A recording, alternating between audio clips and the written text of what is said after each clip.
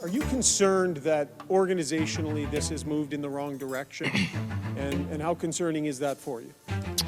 Yes, I am concerned about that because we're not trending in the right direction. We've taken big steps backwards, and we got to get a grip of this and head back in the right direction. We need to be better. We have to be better. There's no way around it. We have to improve. And agree with Leon that the organization as a whole is taking a step back. You know, he's signed for 2 more years, and God knows where that goes, but we have 2 years here right now. As of right now, we have 2 years, and we have to get significantly better.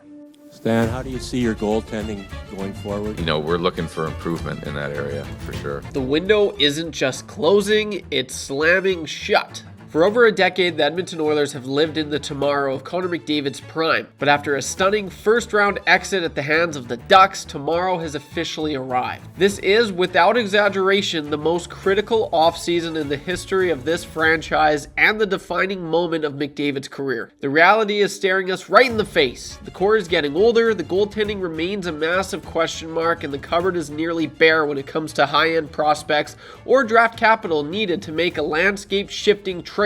Meanwhile, the rest of the Western Conference isn't waiting around. Teams like Anaheim, San Jose, and Chicago are younger, faster, and they're coming for the crown.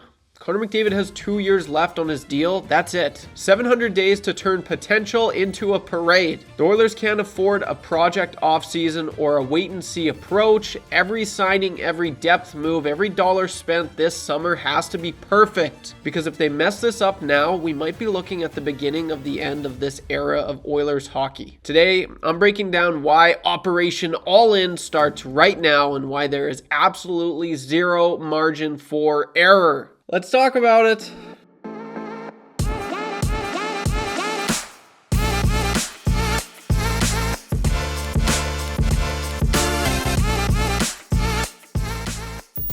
From Leon Draisaitl being concerned about the future of this team and Connor McDavid echoing those thoughts to Stan Bowman thinking that this team won't have massive changes this offseason, and Chris Knobloch saying the defense was absolutely trending in the right direction. Today's end of season availabilities, they were something to say the least. In today's video, there is so much to unpack. I kind of just want to give my thoughts on the direction of this team and tell you why I am legitimately worried. Also touch on what the main pillars of the organization had to say at the season-ending availabilities. What is up, guys? Welcome back to another episode right here on Above Average. If you're new to the channel, we hit 7K. We did it. We did it. We absolutely did it. That's one bright spot. So I just want to say thank you, guys. That was pretty cool. I'm not gonna lie. It took a year from 6,000 to 7,000. So here's hoping the next 1,000 isn't nearly as long, but I am thankful. I'm extremely thankful. You guys have been crushing it. The comments, the likes, the views, everything.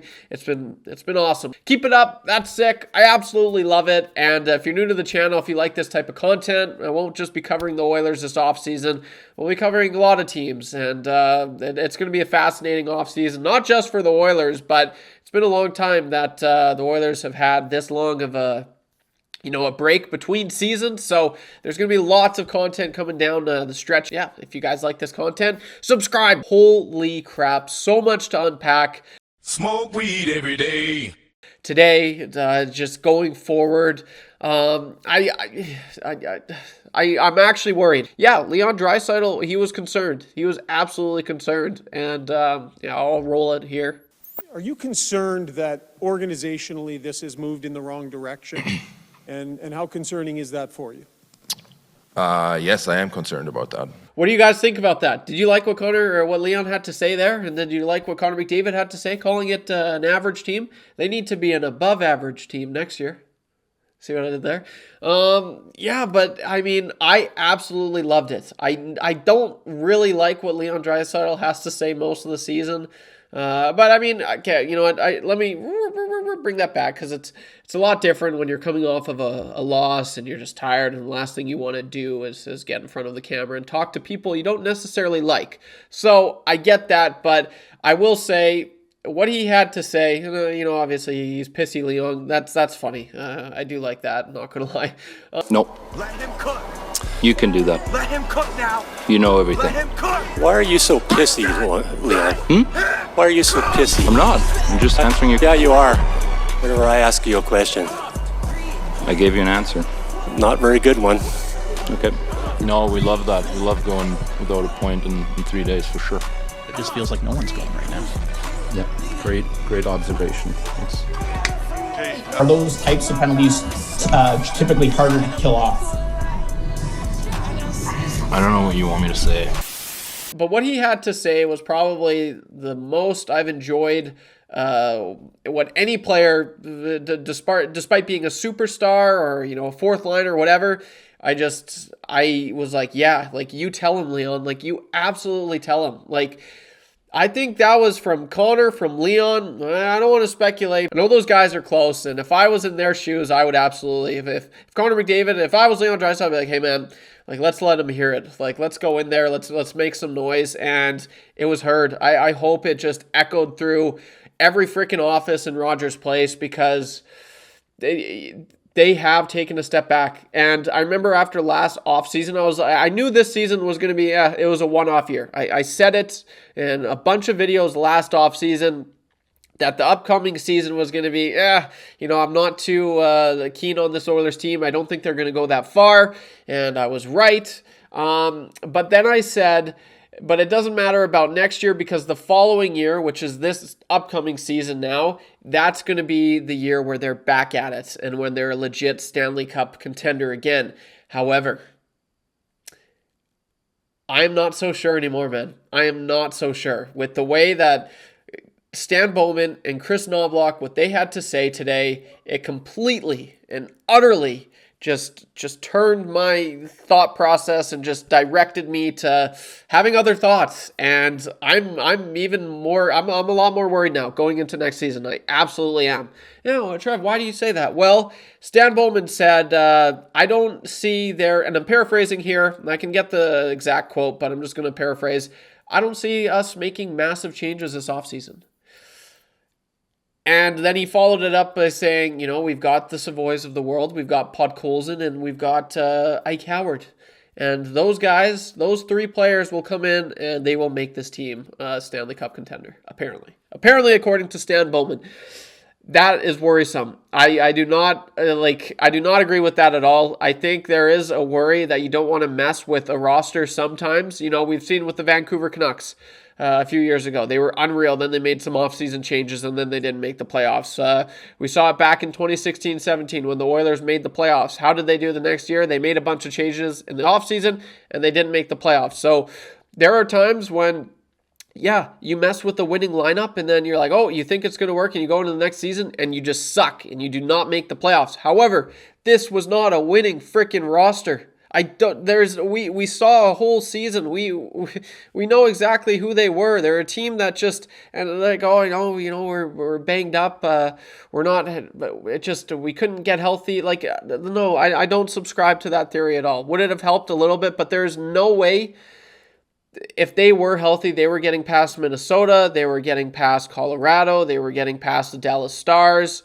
And then you have to face one of, the powerhouses out east, whether it's the Lightning, the Sabres, I guess, and even the Canadians. If the Oilers were healthy, I don't think that they would have made it past the second round. I don't. And maybe even Vegas this year.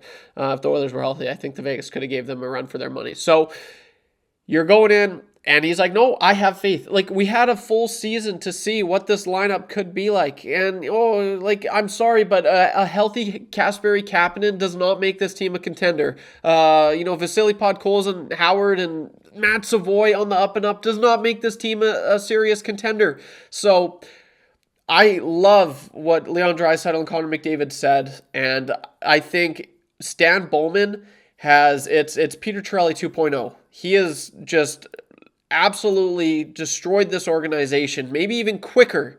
And people are like, oh, he didn't destroy, and maybe that's not the right word, but he has put them back. It was a step back year. It was. Everything that, I don't know what Stan Bowman said he was going to do to convince Connor and Leon, this is going to be good, but it all fell through. It all fell through. So it goes to this offseason. I'm not even joking when I say this, being the most important offseason in Connor McDavid's career and maybe Oilers history. I'm not even joking when I say that. They cannot afford to mess up. You have, look at this, like Stan Bowman, He traded for Trent Frederick, who we spoke with. If you don't know, I work for Edmonton Sports Talk. In the year, I get to hear from Craig Button, Darren Drager, Jamie McLennan, Luke Gazdick, Bruce Boudreau. We have them all on our show. I'll put a link in the description if you want to check it out. But it's pretty cool hearing what they have to say, the behind the scenes and whatnot. But we've had Boston insiders. Like, we were so surprised. Like, Trent Frederick was on the significant decline. And we were thinking, this is the Boston reporters saying, like, he was probably going to play in the minors in the next season with the way he was playing. He was working himself down to play in the minors. And the Oilers trade for him. And not only the trade is one thing, but you give up, you sign him to 8 years. And what does he do this year? 7 points. That is so mind-boggling to me. That is so bad. And okay, the point, what are you getting at, Trev? Well, then you also make a trade for Tristan Jarry. You have to give up quite a bit to get this guy, who was also on waivers the summer or the season before. And where were they in the playoffs, Trev? Where were they? You're asking? Well, I'll tell you. They were up watching from so high up there. They were in the press box, man. They were in the press box, not doing F all because they sucked. And what does Stan Bowman say going into this offseason? Goaltending is something we're looking to improve on.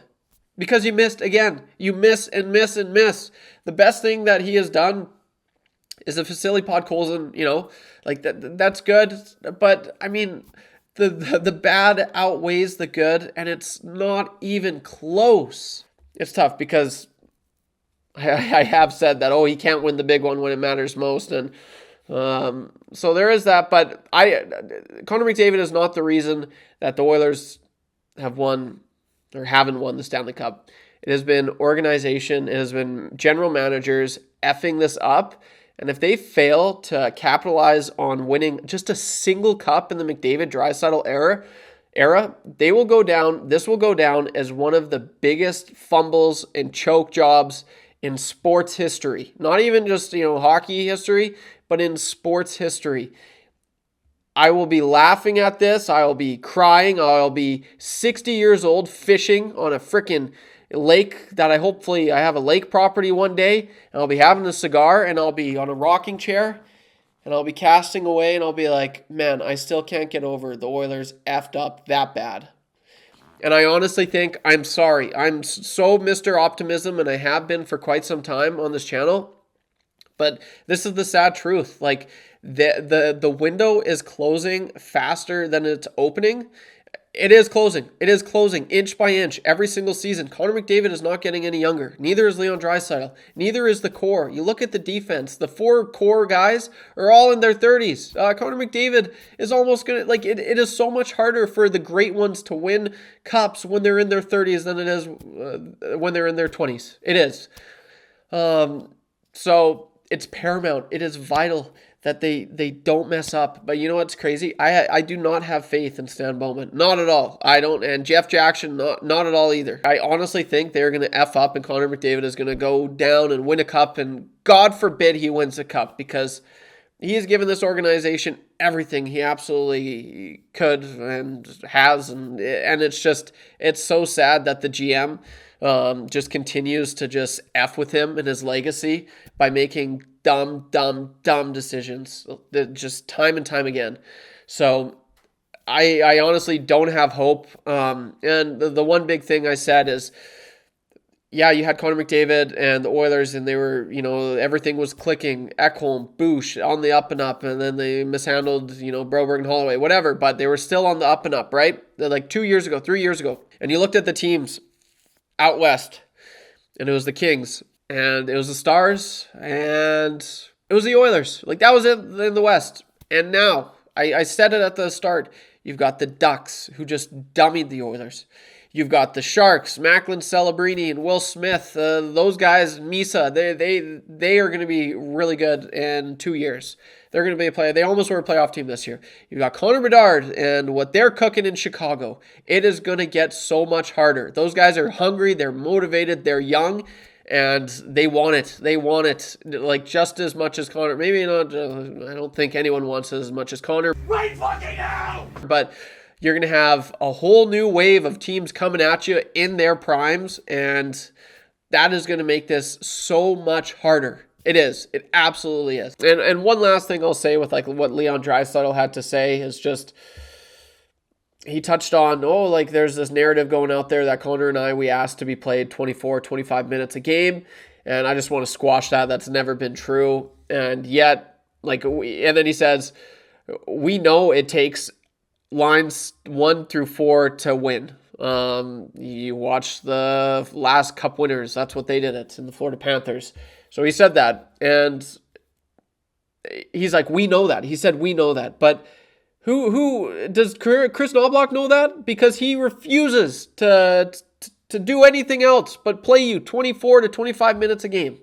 So there needs to be a change. I'm sorry. I know the coach and the management, and they've done it before, but I'm sorry. They're just so... And Chris Knobloch also said, no, our defense was really trending in the right direction. Like, you hear Connor McDavid in last year, the final, in his post-game, he said, he's like, when you're doing the same thing over and over again and there's no results, like it's tough. That just tells me that Chris Knobloch is saying, no, they're going to break, guys. They are absolutely going to break.